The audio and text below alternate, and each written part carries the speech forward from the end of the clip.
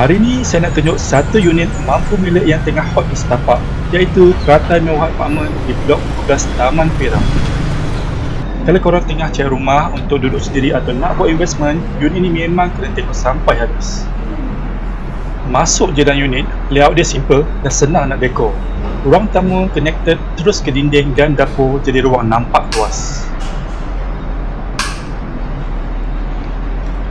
Unit yang saya nak bawakan ni berada di Blok 15, lower floor, sangat sesuai untuk family kecil, harga emas atau sesiapa yang tak nak tinggi-tinggi. Saiz dia 653 kaki persegi, ada 3 bilik tidur dan 1 bilik air. Cukup compact tapi sangat praktikal. Status rumah ni freehold, so tak perlu risau pasal pegangan, memang pegangan selama-lamanya. Harga yang owner open ialah RM250,000. Untuk kawasan setapak dengan akses lokasi dan freehold, ini memang kategori mampu milik dan bawah pasaran. Dekat bawah, kita ada kawalan keselamatan 24 jam, lift dan surau. Kalau ada anak kecil, ada playground dalam kawasan jadi lebih selamat. Yang best, dekat apartmen ni juga ada kedai runcit dan gerai makan. Jadi, kalau malas nak keluar, semua ada dekat bawah.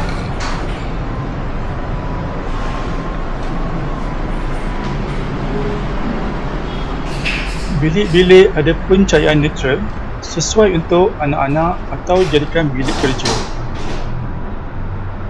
Kalau kita perasan tadi, tandas badi di tengah di dapur, mudah untuk semua bilik akses.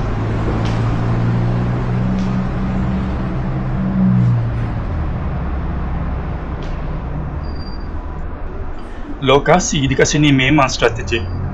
Dalam 5 minit je ke Jalan Genting Telang dan Jalan Gobak. Kalau nak kawasan maju atau setapak, 10 minit pun sampai. Nak keluar kawasan pun senang. Highway dekat sini termasuk Duke dan MRT. Dan kalau nak guna public transport, LRT Wangsa Maju dan Serampai memang dekat. Area ni memang hidup. Dekat dengan KL Festival City Mall, Platinum Walk dan NSK untuk beli barang dapur. Untuk pelajar, memang syurga dekat sangat dengan Taruk, SK dan SMK Danau Kota, serta sekolah popular macam Chonghua. Hospital dan klinik pun banyak sepanjang setapak, so semua lengkap. Unit ni sesuai untuk pasangan muda yang nak rumah pertama, family kecil yang nak tinggal dekat bandar, atau investor yang nak sewakan pada student, Taruk atau pekerja KL. Rental demand area ni memang tinggi, jadi ROI pun menarik. Kalau anda berminat nak view untuk unit ni, boleh tekan link di bio atau terus hubungi saya akan arrange viewing. Data mewah ni antara projek freehold mampu milik paling senang nak jual dan sewa di setapak. Jangan tunggu lama. Sebelum tu, jangan lupa join Telegram saya. Dekat situ saya kongsikan senarai rumah untuk dijual, disewa termasuk projek baru yang tengah hot sekarang. Semua update saya post terus dalam Telegram supaya anda tak lepas peluang yang sesuai dengan bajet anda. Selain itu, jangan lupa juga untuk subscribe YouTube ini dan tekan loceng notifikasi.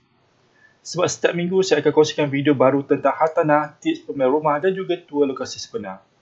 Kalau anda ada rumah nak jual, nak semak kelayakan pinjaman atau perlukan pandangan tentang pasaran, boleh terus hubungi saya.